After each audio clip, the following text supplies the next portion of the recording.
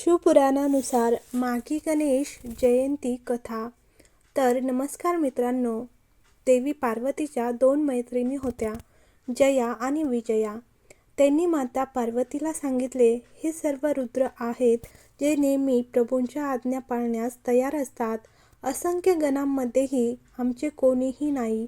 हे सर्व रुद्र शिवांवरील त्यांच्या अटळ भक्तीमुळे येथे उपस्थित आहे. ते सर्व आपल्यासोबत आहेत, पण कृपया आमच्या सर्वांसाठी एक गण निर्माण करा. मैत्रिणींचे म्हणणे ऐकून माता पार्वती विचार करू लागल्या.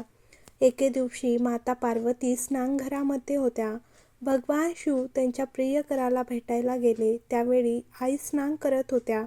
नंदीने भगवंतांना विनंती केली, परंतु नंदीच्या विनंतीकडे दुर्लक्ष करून भगवान शिव थेट स्नानकक्षामध्ये गेले.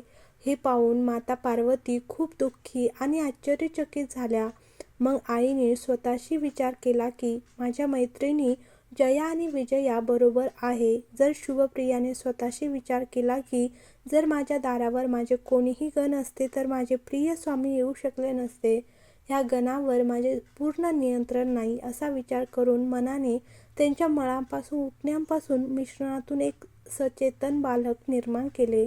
तो शुभ वैशिष्ट्यांनी संपन्न होता. त्याचे सर्व शरीर अवयव निर्दोष आणि सुंदर होते. त्याचे शरीर गोरे रंगाचे, सुंदर, विशाल आणि अतुलनीय शौर्याने भरलेले होते. माता भगवतीने तिच्या मंत्रशक्तीने त्यांच्यात जीवन फुंकले आणि त्याला आशीर्वाद दिला आणि म्हणाली, आजपासून तू माझा पुत्र आहेस. तुझ्यापेक्षा मला कोणीही प्रिय नाही. त्या सचेतन बालकाने माता पार्वतीला नमस्कार केला आणि म्हणाला, आई, मी तुझी प्रत्येक आज्ञा स्वीकारतो. जर तू मला आज्ञा दिलीस तर मी नेहमीच तुझी आज्ञा पाळेन. देवी पार्वती म्हणाली, तू माझा प्रिय पुत्र आहेस. एके दिवशी आईने मुलाला सांगितले की माझ्या आतल्या खोलीत कोणीही येऊ नये, याची काळजी घे. यानंतर माता पार्वती त्यांच्या मैत्रिणीसह स्नान करायला गेल्या. काही वेळाने भगवान शिव आले आणि त्यांनी माता पार्वतीला भेटण्याची इच्छा व्यक्त केली आणि आत जाऊ लागले. पण काठीधारी गजानन म्हणाला की माता स्नान करत आहे आणि त्यांच्या परवानगीशिवाय कोणीही आत जाऊ शकत नाही. मी येथे मातेचे द्वारपाल आहे. भगवान शिव यांनी मातेच्या लाडक्या पुत्राची पूर्णपणे जाणीव नव्हती. त्यांना त्या हट्टी मुलावर राग आला आणि त्यांनी आपल्या गणांना आज्ञा दिली आणि युद्ध सुरू झाले. पण माता पार्वतीच्या सर्व शक्तिमान पुत्राला कोणीही हरवू शकले नाही. सर्व गणांची शक्ती कमी झाली. भगवान शिवांचा क्रोध वाढत होता.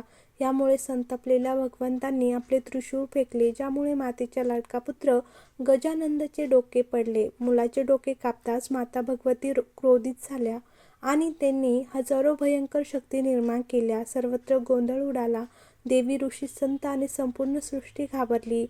देवी, ऋषी, संत, देव आणि 7 ऋषींनी आईची स्तुती केली, ज्यामुळे दयाळू माता भगवतीचे क्रोध शांत करण्यासाठी भगवान शिव यांनी सर्व देवांना उत्तरेकडे जाण्यास सांगितले आणि त्यांना आढळणाऱ्या कोणत्याही हत्तीचे डोके मुलाच्या डोक्यावर ठेवण्यास सांगितले. उत्तरेकडे काही अंतरावर गेल्यावर त्यांना एक हत्ती सापडला, ज्याचा फक्त एकच दात होता. त्याचे धड ठेवण्यात आले आणि त्यावर मंत्रमुग्ध पाणी शिंपडण्यात आले. देवांचे देव महादेवांच्या इच्छेने मुलाला पुन्हा शुद्धीवर आले आणि त्या काळातील सौंदर्य खूपच अद्वितीय होते. त्यांचे वर्णन करणे कठीण आहे. सर्व देवांनी त्यांना आनंदी अंतःकरणाने आशीर्वाद दिला आणि ते आपल्या ठिकाणी केले. भगवान शिव यांनी त्यांना प्रथम पूजा केली, जाण्याचे वरदान दिले आणि ते गणेश या नावाने या जगात प्रसिद्ध